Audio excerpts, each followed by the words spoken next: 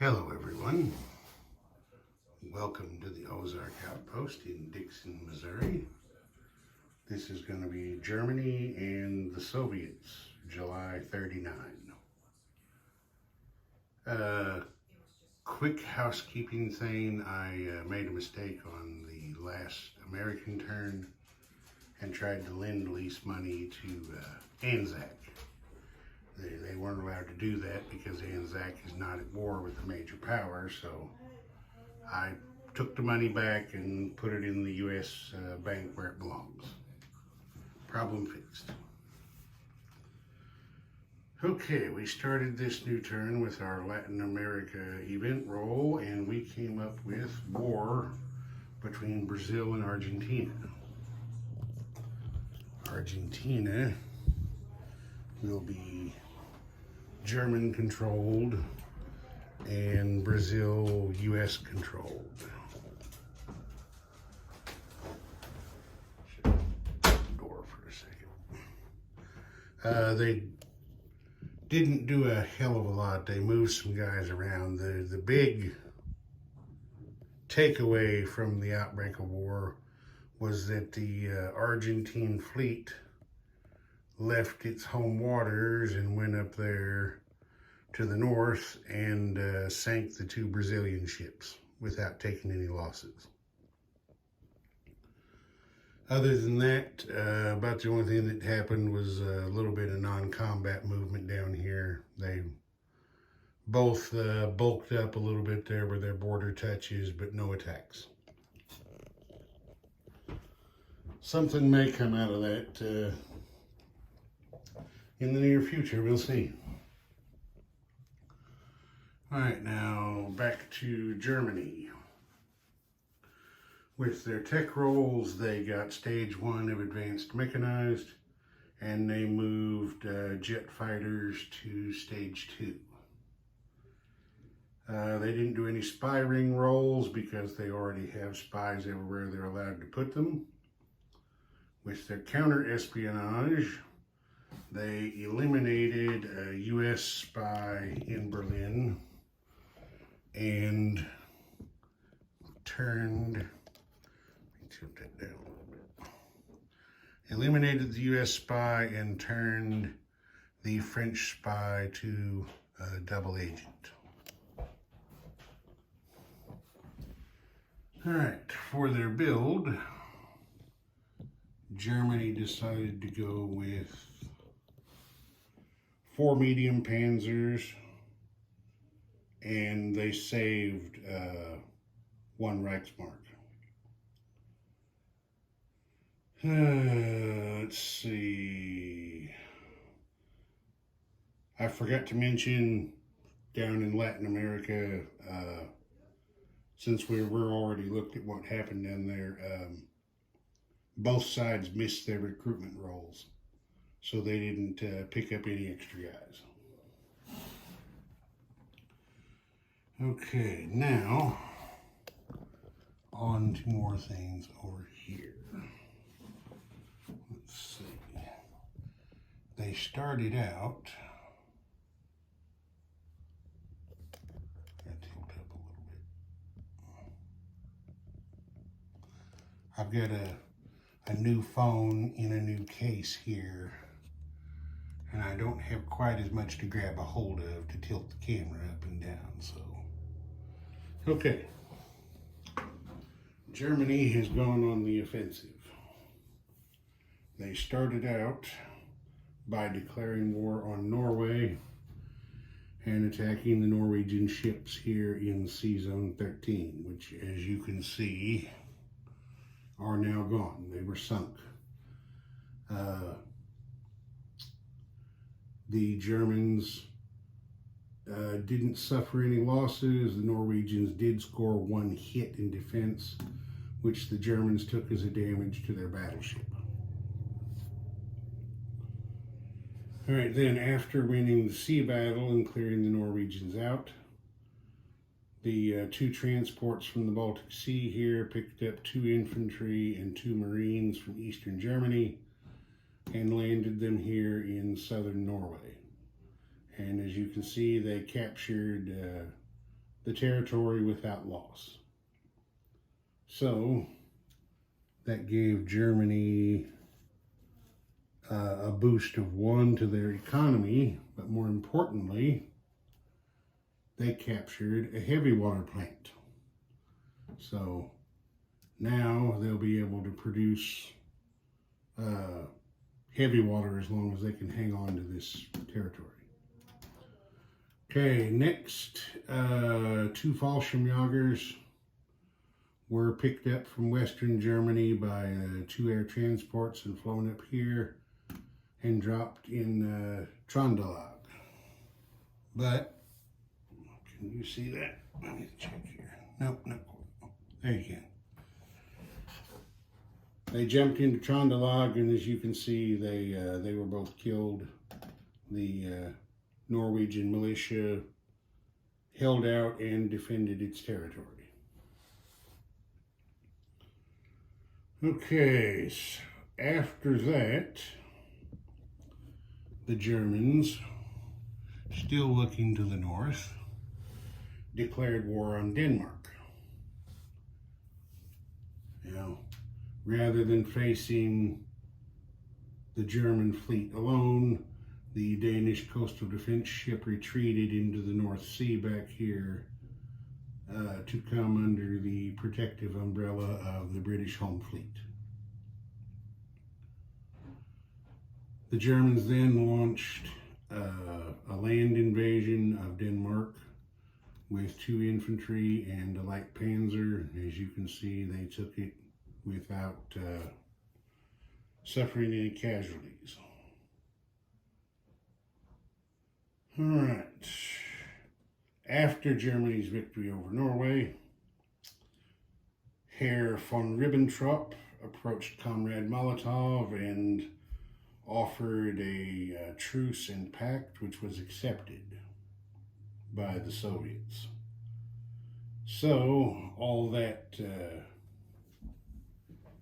went into effect. As a result, Germany invaded Poland. The forces that had been here in eastern Germany attacked West Poland and captured it without loss, I believe. Let me check here. No, I'm wrong.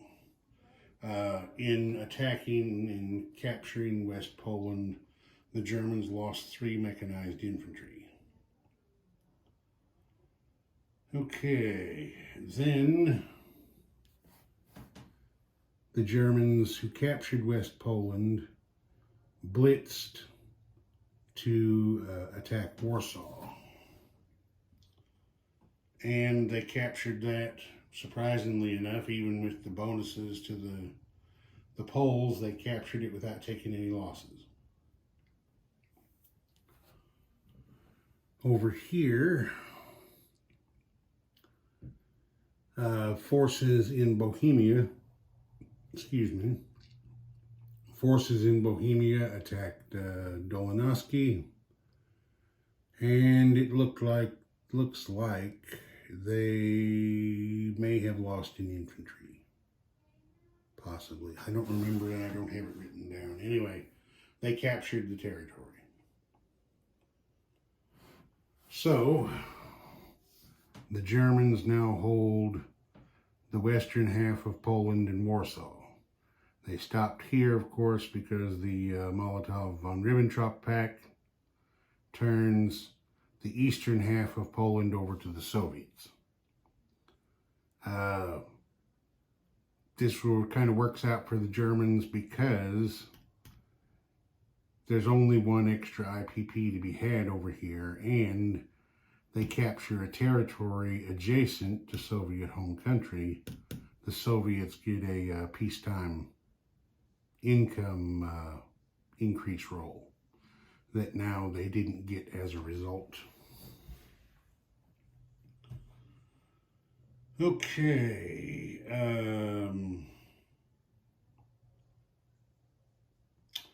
With Molotov-Ribbentrop in effect, every turn Germany buys 3 oil from the Soviets for 3 IPP.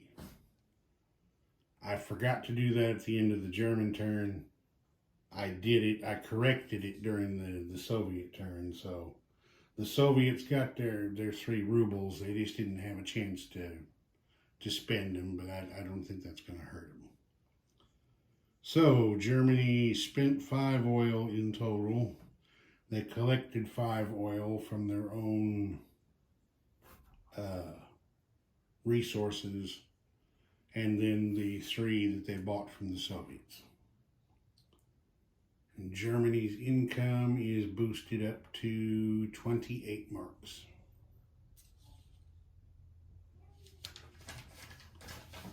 All right, now we move on to the Soviets.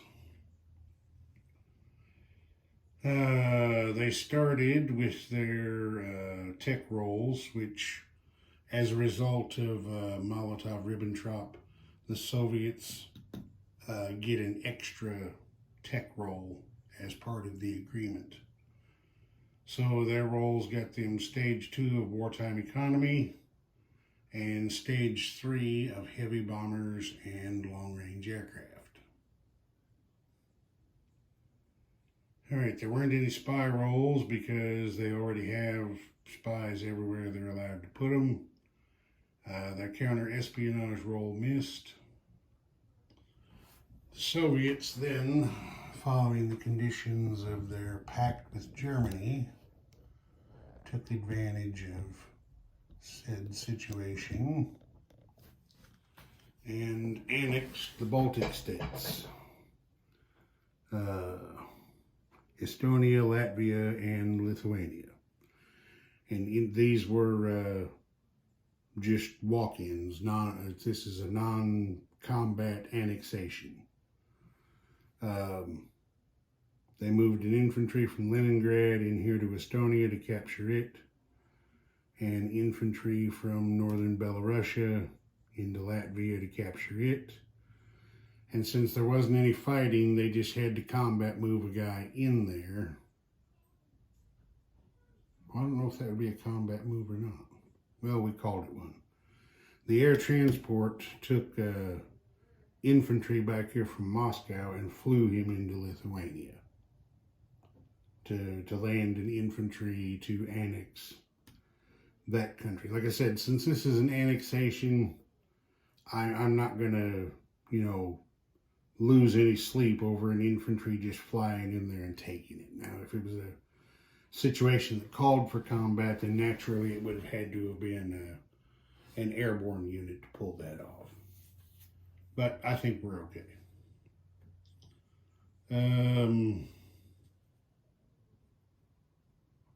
That was that. Well, you know what I did here? I forgot to write down their builds. That's why I'm getting ahead of myself. All right, I'll cover that in a minute. We'll just keep going with what we're doing here. Okay, also as part of Molotov von Ribbentrop, the Soviets can attack the eastern half of Poland. However, these are combat moves that require combat. In both cases, the Soviets attacked with an infantry that had been on the border, a light tank that had been back here in cities close to the border, and down here at East Poland, a tactical bomber, and up here at Lubelski, fighter. In both cases, they won their combats, and in both cases, they lost in infantry to the Polish defenders. The fighters, the planes non-combat moved 1 space back each. So the Soviets grabbed this. East Poland and Lithuania added 2 rubles to their income. Okay, now on to China. The Chi-Coms, just like everybody else, can see the Japanese bulking up for some kind of a move, it looks like. So they're taking a wait and see approach. Chiang Kai-shek isn't bothering them at the moment, so they're going to reply in kind and see what the Japanese are up to. So there wasn't any combat in China, and there weren't any non-combat moves. Okay, now we'll do what they built, as long as I'm facing this direction. The Chi-Coms built, well, now I gotta look and remind myself what the Chi-Coms built. The Chi-Coms built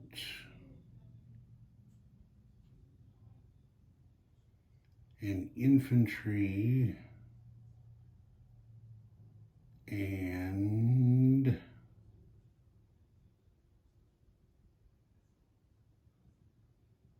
a militia, it looks like.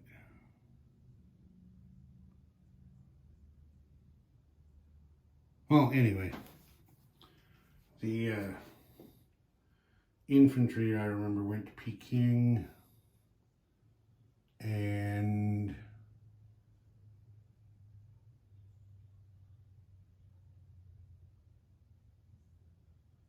the militia, I think, went to Suyan there. Anyway, they did their build and got their guys on. Like I said, I forgot to write it down. As long as we're over here, we'll go ahead and finish China. Chairman Mao hit his recruitment role. Wait a minute. That's where that went. I'm trying to remember where he put those guys.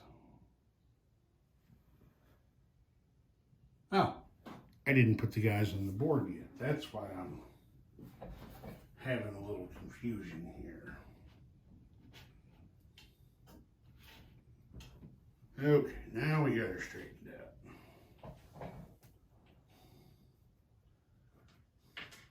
He built a cavalry and a militia. The cavalry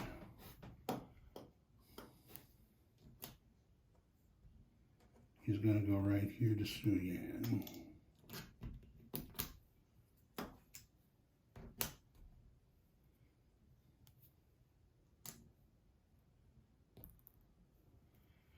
And the militia, think quickly, camera's running.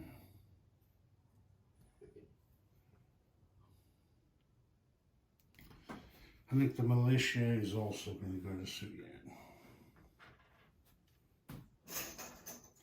And that's where I knew that's how the guy got added to Peking. He hit his recruitment role and added an infantry to Peking. That's where that extra guy came from. Okay, now we're all squared up. And then he tried an influence role on Yunnan and missed. The Soviets, for their build,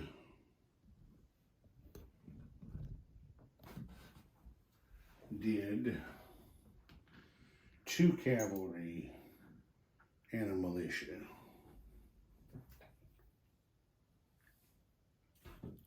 The 2 cavalry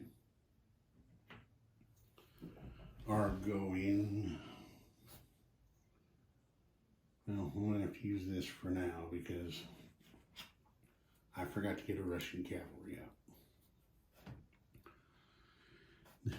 2 cavalry are going to Leningrad, to the major factory there. The militia is going to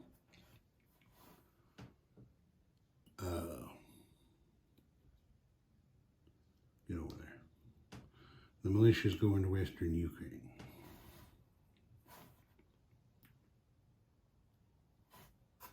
And that that's their build.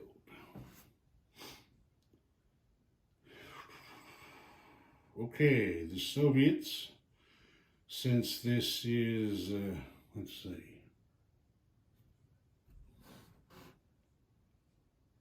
Boy, I forgot to write a bunch of stuff down.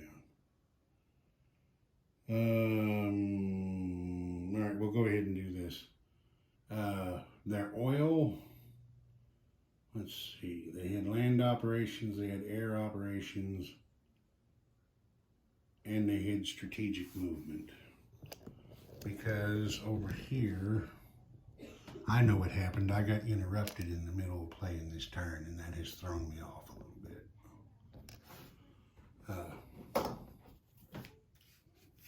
The infantry from Novosibirsk moved 2 spaces over to here, or the cavalry, I mean.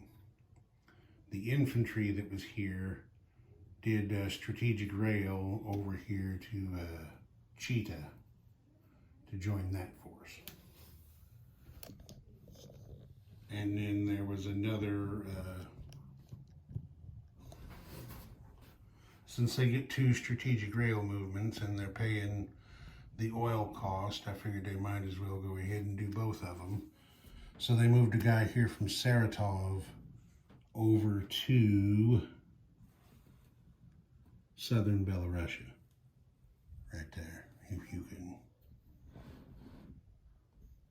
There it is, right at the top of your screen, southern Belarusia. All right, so the Soviets, 3, 6, 7.